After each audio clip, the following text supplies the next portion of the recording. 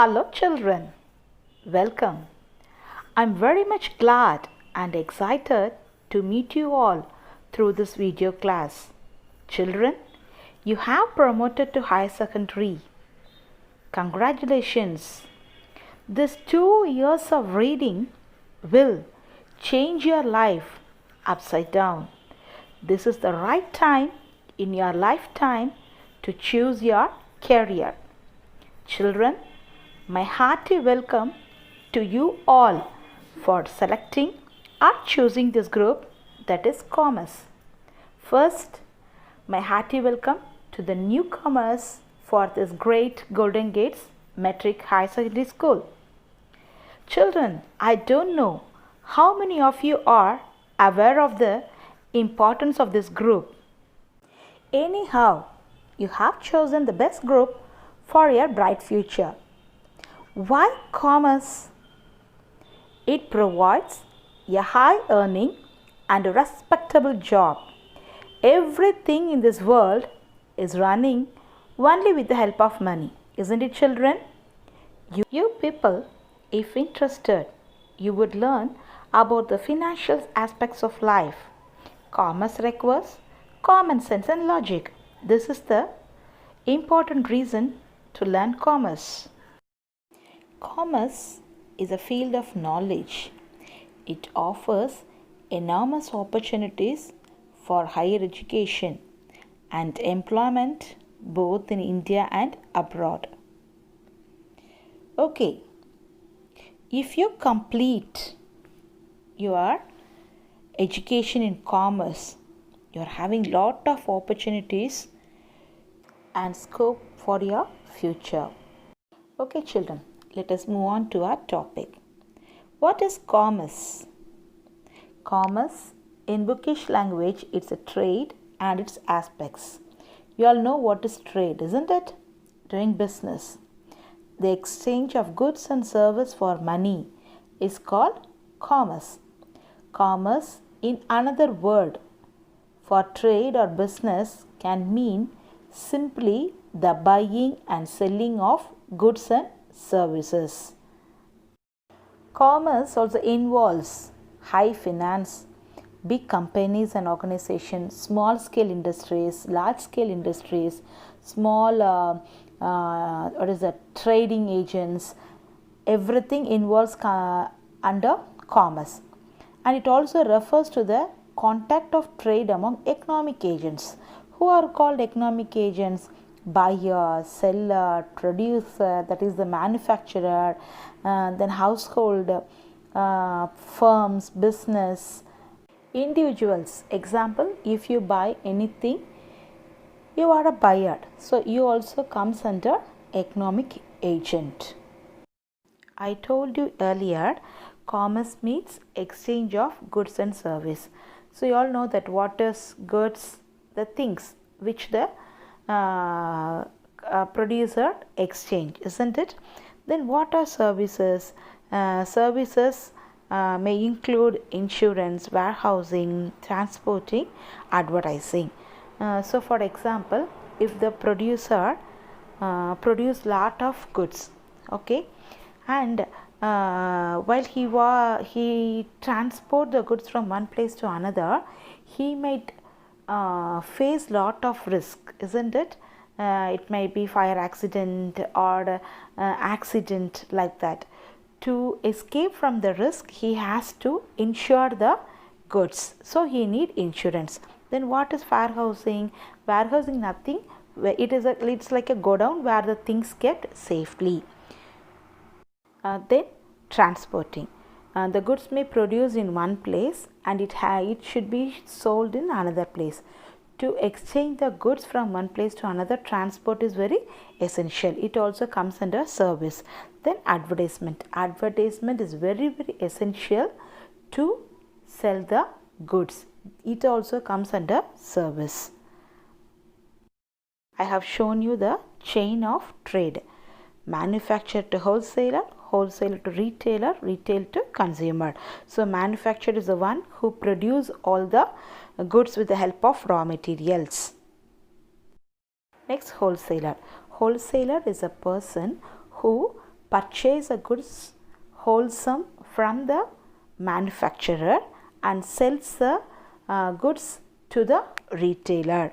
So retailer is a person who purchase from the wholesaler and distribute the goods to the consumers. See, I have shown you the channel of distribution. First one, manufacturer or producer to the wholesaler, wholesaler the retailer, retailer the consumer. This sort of channel of distribution followed by the large scale industries, large companies, big companies.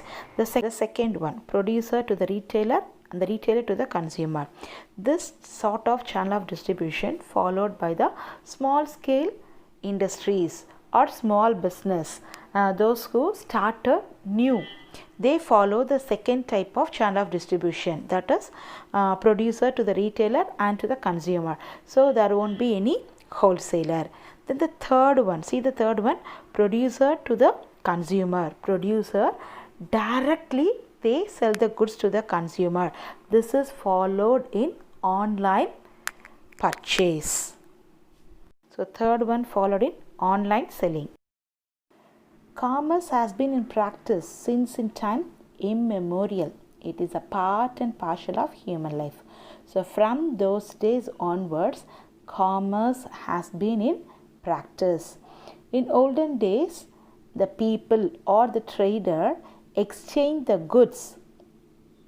Before the invention of money, they exchanged the goods for goods. That is called barter system. Let us see the early trade or commerce from the Indus Valley people. The word Vaniyam or Vanipam would have had a Dravidian origin. So the early Tamils, they produced their products and goods in their own lands and bartered their surplus.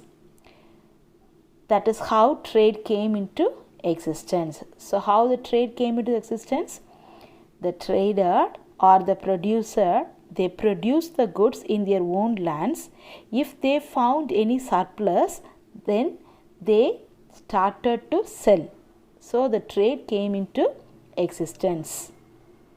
The word Vanigam has been widely used in Sangam literature like Purananur and Tirukural.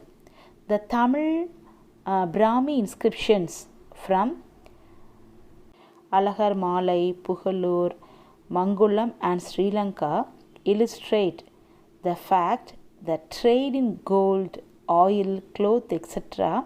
was conducted during the early age. So the trade start with the material gold, oil, cloth. So during Sangam period, the trade was done both internal and external by means of barter. Now we are going to see the Sangam trade of ancient Tamil Nadu. So in the Sangam period, both internal and external trade was conducted. So it links the various regions in medieval period. The important articles which then hilly tribes offered to their neighbors in exchange were honey, roots, fruits, while the people offered cattle, milk and milk products. So most of their internal trade was done in the exchange of salt under the barter system. Paddy is too served as a medium of exchange. So they exchanged milk, salt, paddy, etc. in the inland trade. Okay. So there was dependence and interdependence among the people.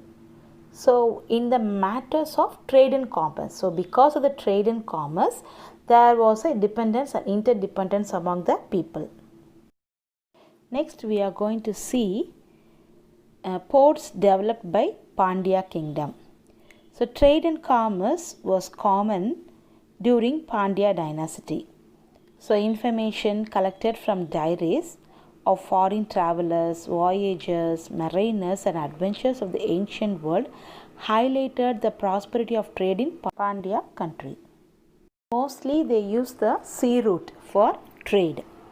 They done the trade in copper, cloth, salt, flour, sandalwood, fish, paddy, cereals, pearls, etc. So this flourished during their period. Beside Pandya's expanded infrastructure for shipping such as ports, lighthouse, warehouse, etc. to promote overseas trade. The ports were developed during Pandya's period. The various ports like Korkai, Saliyor, Kayal, then Marangur, Pattinam and Kumari, these are very important ports among them for foreign trade. So, Pandya kingdom was also one of the reasons for developing the trade through sea routes. Okay, overseas trade. So, they promote the overseas trade. Next, in Pandya's period, the place where the goods were sold was called Angadi. So, what is called Angadi? The place where the goods were sold was called Angadi, and the day market was called Nalangadi, and the night market was called Alangadi. Next, contribution of Kautilya, Arthashastra about trade. So, Kautilya's Arthashastra describes economy in Mauryan period. So, this brought out history of marketing practiced some 2000 years ago. According to Kautilya, trade in medieval India was centralized. The commodities produced, that is, since the commodities produced, it should be sold in location of production, isn't it? If any commodity produced, it should be sold, isn't it? So they found a certain place for selling the commodities. So it is called market. Okay. Then they leave the duties on good product into the city and could be sold after payment of duty. If all the persons produced goods, okay, and they brought into the market, there might be some problem created, isn't it? So that they fix the payment of duty for all the goods. They have to pay the duty. For example, if anybody else bring things from the foreign, they have to pay the duty in the airport, isn't it? Like that, to restrict some extent, they started to collect the payment of duty. Before selling the goods, they have to pay the duty for the goods. Then Kautilya gave importance for the state in relation to treasury, taxation, agriculture, then conservation of natural resources, etc. Arthashastra focused on creation of wealth to promote well-being of the state.